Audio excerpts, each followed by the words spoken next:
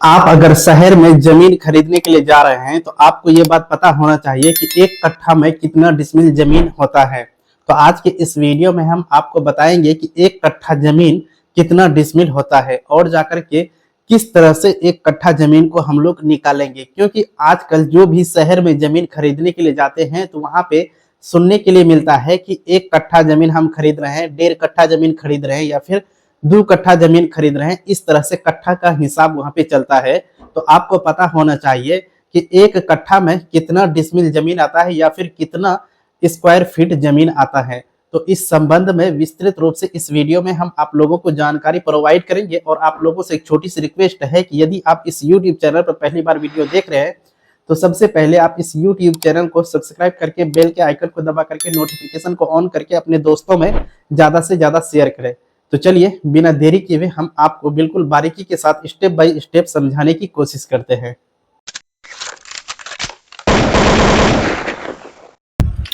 तो देखिए दोस्तों, जब भी आप कहीं पे शहर में जमीन खरीदने के लिए जाते हैं तो वहां पे आपको जमीन कट्ठा के हिसाब से मिलता है।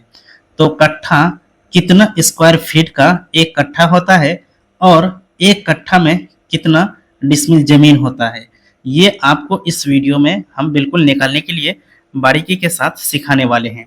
हाँ, तो आप यहाँ पे ध्यान देंगे कि 20 धूर बराबर एक कट्ठा होता है। सबसे पहले आपको एक धूर का मान निकालना होगा, उसके बाद उसको 20 से गुना करेंगे तो वो आपका एक कट्ठा बन जाएगा।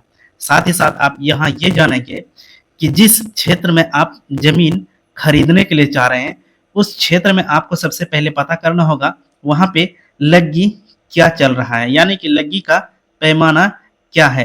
तो आपको पता है कि कोई भी लग्गी हो उसका पैमाना होता है हाथ, लेकिन उसकी साइज उस हाथ पर डिपेंड करता है। किसी किसी क्षेत्र में लग्गी का साइज जो है यानी कि 4.25 हाथ या फिर 4.5 हाथ, 5.25 हाथ, 5.5 हाथ, 6.25 हाथ, इस तरह से लग्गी का इस्तेमाल होता है। उसी हिसाब से वहां पे एक कट्ठा जमीन का मान बदलते रहता है। तो आपको ये सबसे पहले ये तय करना होगा कि आप कौन सा क्षेत्र में जमीन खरीदने जा रहे हैं और वहां पे लग्गी का मान क्या है। लग्गी जब भी होगी तो वो हाथ पे निर्भर करेगी। तो यहाँ पे आज हम सीखने वाले हैं, ये 44 हाथ मेरा बराबर हो जाता है 66 फीट का। तो यहाँ पे हम मान निकालेंगे एक हाथ का मतलब जो है कितना फीट आ जाएगा। तो यहाँ पे हम इसको काटेंगे, 10 से काटेंगे तो 11 छक्के 66, 11 चुका 44, फिर ये 2 से कटने वाला है, 2 दूना 4, 2 तिया 6, यानी कि अब यहाँ पे हम इसको लिख सकते हैं, यानी कि एक हाथ बराबर मेरा आ जाएगा 3/2 फीट। जी हाँ दोस्तों, एक हाथ का मान मेरा फीट में कितना आ गया है। लेकिन आज की इस वीडियो में हम सीखेंगे जो 4.5 हाथ की लग्गी से एक कट्ठा जमीन कितना स्क्वायर फीट होता है।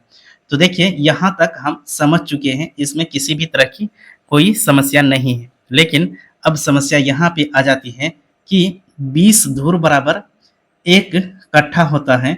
तो अब एक धूर हम कैसे निकालेंगे, तो देखिए उसके लिए एक फॉर्मूला आता है। तो आप लिख लीजिए यहाँ पे, एक धूर बराबर लग्गी स्क्वायर, लग्गी का स्क्वायर हो जाता है।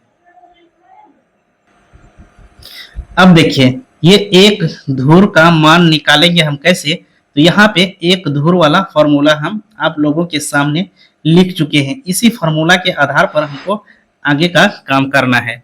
तो अब देखिए हमको करना क्या है, हम यहाँ पे लिखेंगे एक धूर। ये एक धूर लिख दिए। लग्गी के बारे में हम आपको बता दिए हैं कि इस वीडियो में हम लग्गी 4.5 हाथ का इस्तेमाल करने वाले हैं। तो लग्गी स्क्वायर, तो लग्गी का मान मेरा कितना है, यानी कि 4.5 ये हाथ है। लेकिन एक हाथ का मान हमने फीट में निकाल चुके हैं। यहाँ पे देख लीजिए 3/2 फीट। यहाँ पे हमको इस हाथ को अब फीट में कन्वर्ट करना है, तो उसके लिए 3/2 यहाँ पे लिखेंगे। ये क्यों लिखे, क्योंकि ये एक हाथ का मान है फीट में, यहाँ पे हम फीट लिख सकते हैं आराम के साथ।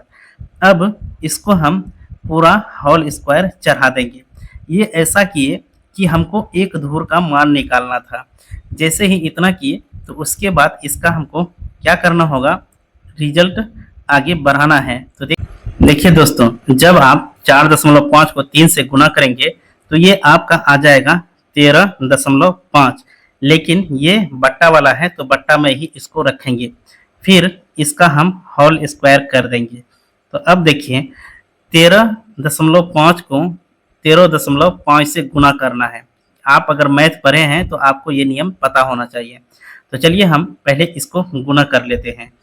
गुना 13.5, जैसे ही आप 13.5 को 13.5 से गुना करेंगे तो ये आपके पास आ जाएगा 182.25। उसके बाद ये 2 को फिर 2 से गुना करना है, तो 2 दूना 4। अब ये हो चुका है। अब इसको हम लोग जब काटते हैं तो ये हमारे सामने आ जाता है, यहाँ पे लिख देते हैं नीचे 45.562.5, ये आ गया है मेरा फीट स्क्वायर में।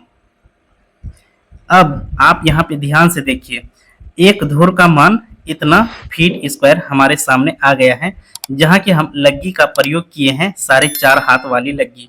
तो अब एक धुर का मान जब मेरा निकल गया है तो अब एक कट्ठा का मान हमारे लिए निकालने के लिए बहुत आसान हो जाएगा, क्योंकि आपको पता है कि एक कट्ठा बराबर होता है 20 धुर। यानी कि यहाँ पे अब हम लिखेंगे एक कट्ठा बराबर होता है मेरा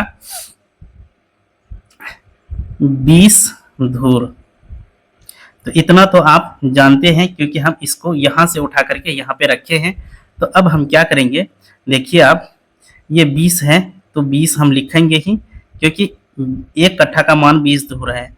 तो हम 20 धुर यहाँ पे लिख लिए, लेकिन अब इस धुर को हम कन्वर्ट कर देंगे किसमें,